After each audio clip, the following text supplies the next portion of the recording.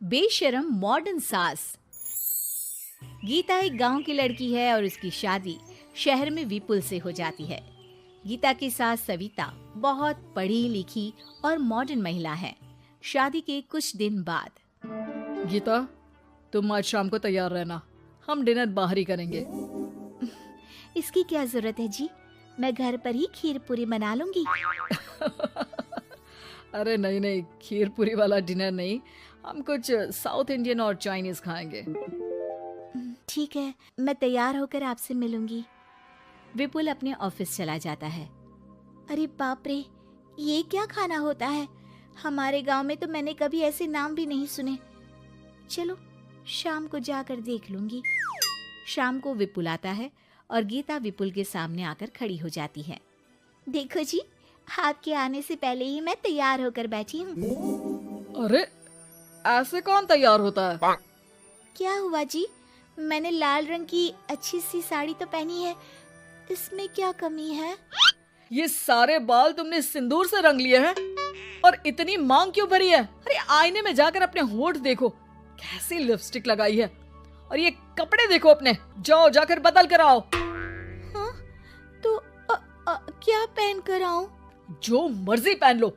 वैसे भी अब मैं कहीं नहीं जा रहा, बना लो यहीं पर खाना। दोनों खाना खाकर सो जाते हैं। अगली सुबह, विपुल, कल तुम कहीं बाहर जाने वाले थे ना? हाँ, जाने वाला तो था, लेकिन मॉम, आपने भी पता नहीं किस गंवार को मेरे साथ बांध दिया है। गुप्ता जी ने बोला था कि बहुत बढ़िया लड़की है, लेकिन ये तो मरा हुआ सांप गले में लटका लिया है। मॉम, मैं मेरे दोस्तों के सामने भी इसे नहीं ले जा सकता, क्योंकि अगर किसी ने इसे देख लिया तो मैं दोबारा मुंह दिखाने के लायक नहीं रहूंगा।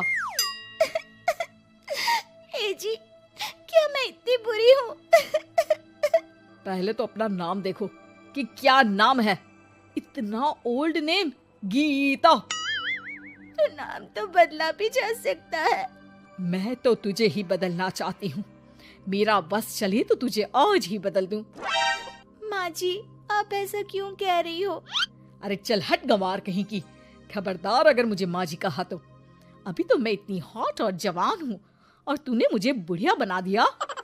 माँ, मैं तो ऑफिस जा रहा हूँ, थक गया इससे। विपुल ऑफिस चला जाता है और सविता शाम को अपने कुछ कपड़े गीता को देती है। गीता, आज तुम्हें आखिरी मौका दिया जा रहा है। अगर तुमने कोई गड़बड़ की तो मैं तुम्हें घर से निकाल दूंगी। ये कपड़े पहनकर बाहर आ जाओ।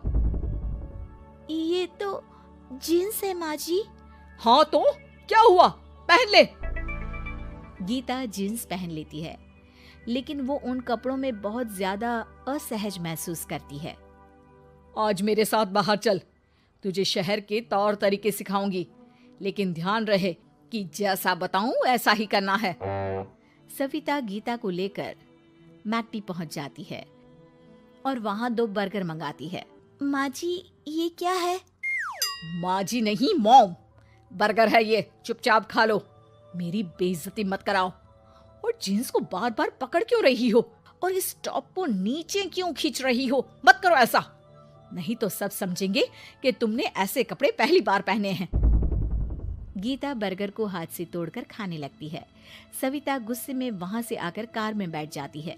गीता भी पीछे पीछे आती है। मॉम, क्या हुआ?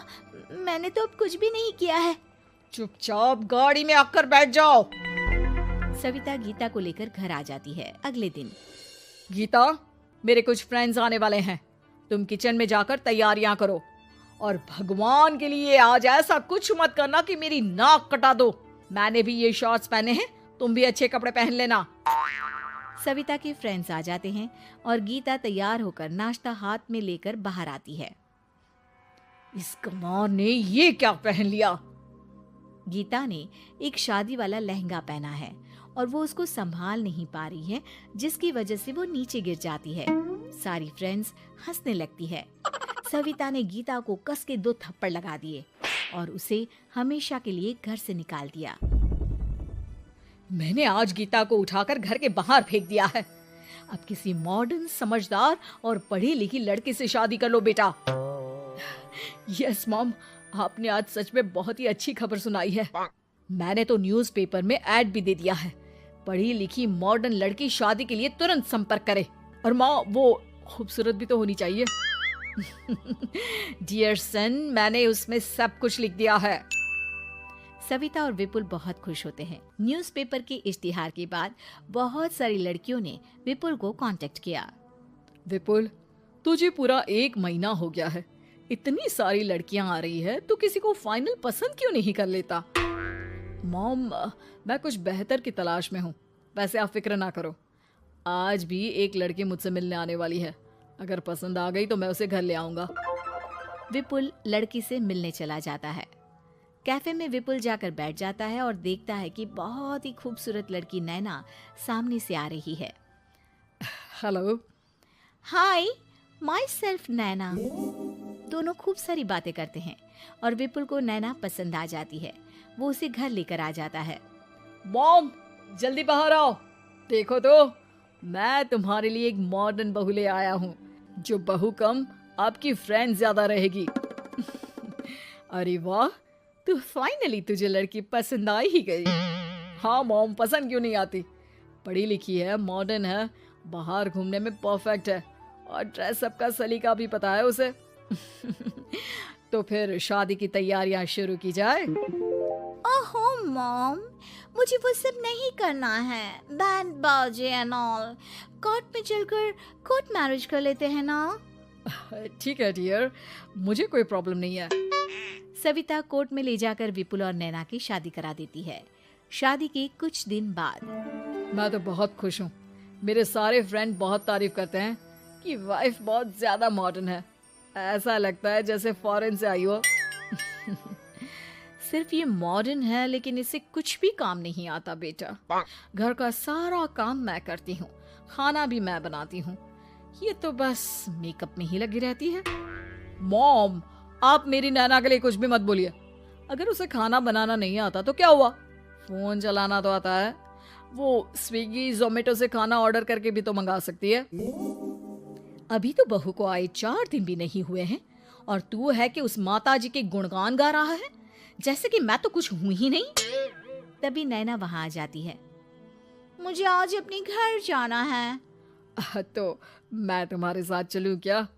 नहीं, मैं खुद कार लेकर चली जाऊंगी। नैना बेटा, मैं सोच रही थी कि हम भी तुम्हारे पेरेंट्स से मिल लेते हैं, क्योंकि आज तक हम मिले ही नहीं हैं। मॉम, मेरे पेरेंट्स से तो आप पहले ही मिल चुके हो। हम कब मिले?